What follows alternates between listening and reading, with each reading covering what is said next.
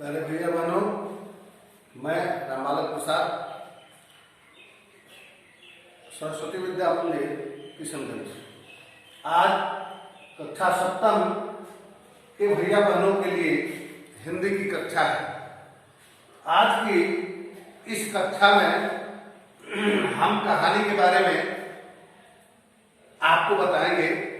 जिस कहानी की चर्चा आज होनी है उस कहानी का शीर्षक है काकी। यह काकी शीर्षक कहानी सियाराम शरण गुप्त, जो मैथिली शरण गुप्त के अनुज थे, उनके द्वारा रचित कहानी है। यह अगर कहानी के प्रकार की बात करें तो यह एक काल्पनिक कहानी है।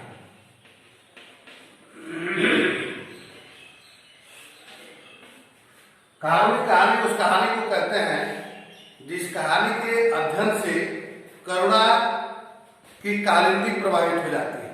व्यक्ति करुणा की कालिंदी में गोते लगाने लगता है। यह बाल मनोविज्ञान पर आधारित कहानी है।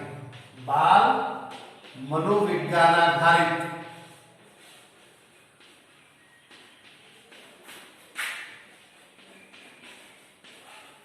कैसी कहानी है? बाल मनोविज्ञान आधारित। कहानी के कई प्रकार होते हैं। अगली कक्षा में हम लोग विस्तार से पढ़ेंगे।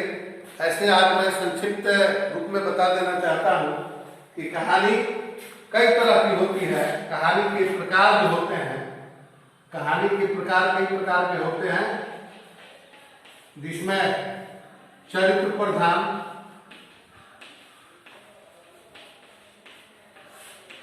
घटना प्रधान,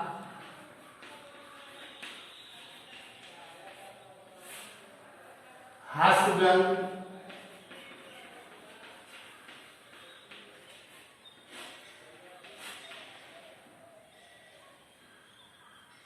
मनोवैज्ञानिक,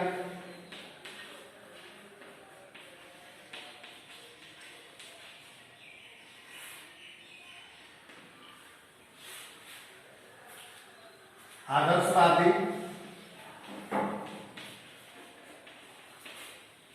यथार्थवादी,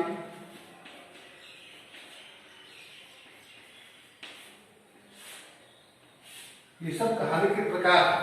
इसमें से हम लोग जो आज कहानी पढ़ने जा रहे हैं, यह बाल मनोविज्ञान आधारित कहानी है। मनोविज्ञान दो प्रकार के होते हैं।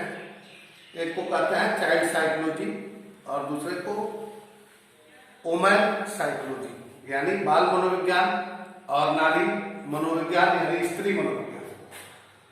यह कहानी सियाराम शरण गुप्त की एक ऐसी कहानी है जिसके माध्यम से कहानीकार ने बच्चों के मानस पटल में ममता की मंजूषा, स्नेह का शिविर और वात्सल्य की वाटिका जो माँ होती है, उसके प्रति जो उसका भाव होता है, एक बच्चा माँ से किस तरह स्नेह करता है, इसका बड़ा ही सुंदर सटीक चित्रण इस कहानी में किया गया है। श्यामू नामक जो बालक है, मुख्य पात्र है। इसके पिताजी का नाम है विशेश्वर, जो श्यामू के पिताजी हैं। इसका एक मित्र है भोला, और श्यामू अपने पिताजी को काका और अपनी माँ को काकी कहा करता है। गांव समाज में ऐसा होता है, पिताजी माताजी न कहकर कुछ लोग काकी कहते हैं, कुछ लोग नुन्नू नुन्नू ब कहते हैं, कुछ लोग ब कहते हैं, कुछ लोग बा कहते हैं। ये सब ग्रामीण क्षेत्र की अपनी विशेषताएं हैं। उसी सिलसिले में श्यामू जो है वह अपनी माँ को काकी कहता है। एक दिन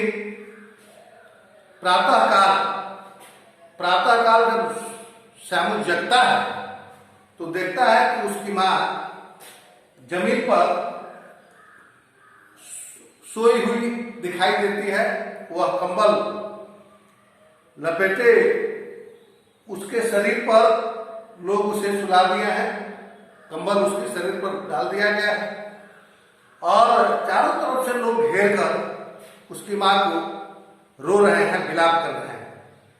बच्चा इस अवस्था में नहीं है कि वो ये समझ सके कि उसकी माँ का देहांत हो गया है, उनका परलोक गमन हो गया है। वह नहीं समझ पाता है कि हुआ क्या है।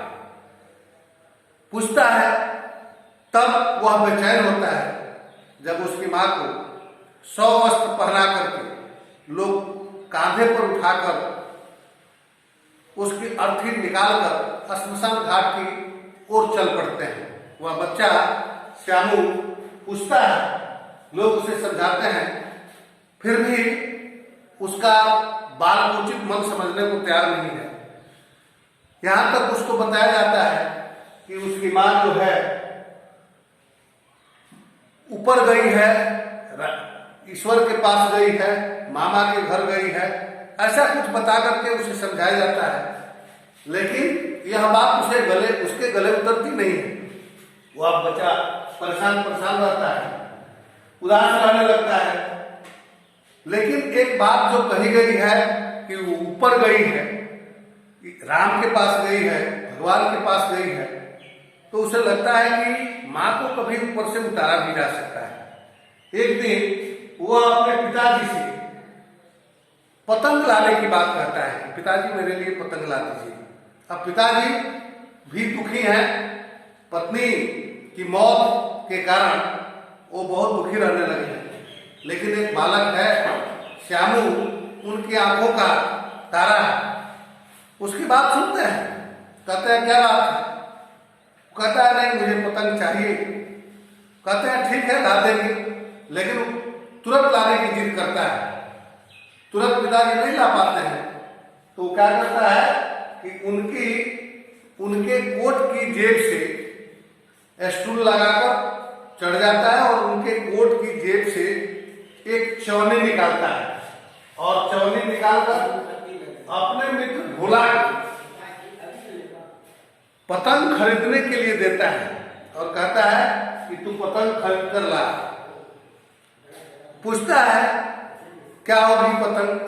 कहता है कि पतंग भी आकाश में जाती है और इसी पतंग के सहारे मैं अपनी माँ को उतारूंगा, काकी को ऊपर से नीचे उतारूंगा। काकी ऊपर चली गई। बच्चे की समझदारी इतनी है। फिर भोला कहता है कि तुम्हारी सोच तो अच्छी है, उत्कृष्ट है, लेकिन इतनी पतली रस्सी, ये जो धागा है, इस महीन धागे से मां नहीं उतर सकती, काकी नहीं उतर सकती। उनके लिए मोटी रस्सी चाहिए, वो तो टूट जाएगी, पतली रस्सी है टूट जाएगी। तो फिर वो दिमाग लगाता है बच्चा, फिर सोचता है उसके मानस पटल में मां ही है, कैसे वो मां मिले उसे? इसी को कहते हैं स्नेह।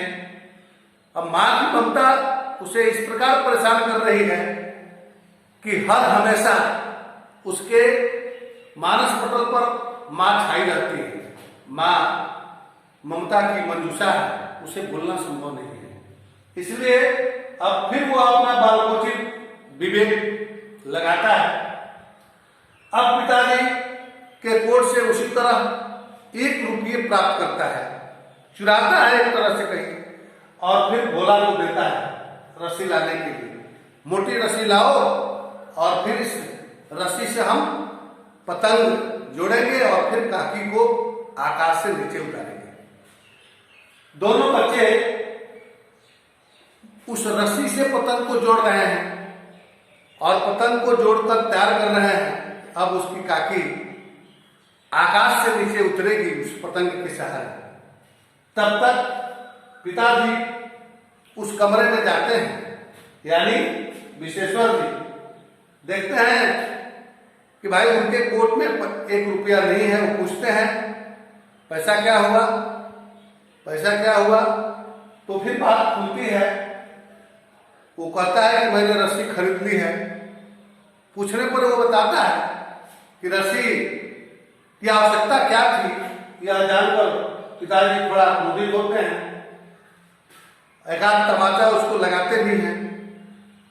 फिर बाद में देखते हैं उनका भोला जो साथी है श्यामू का, वो बताता है कि काकी को उतारने के लिए इसने ये सारी योजना बनाई है। पतंग उलट जाती है, फट जाती है, तो देखते हैं पिताजी कि पीछे उस पर काकी लिखा हुआ है।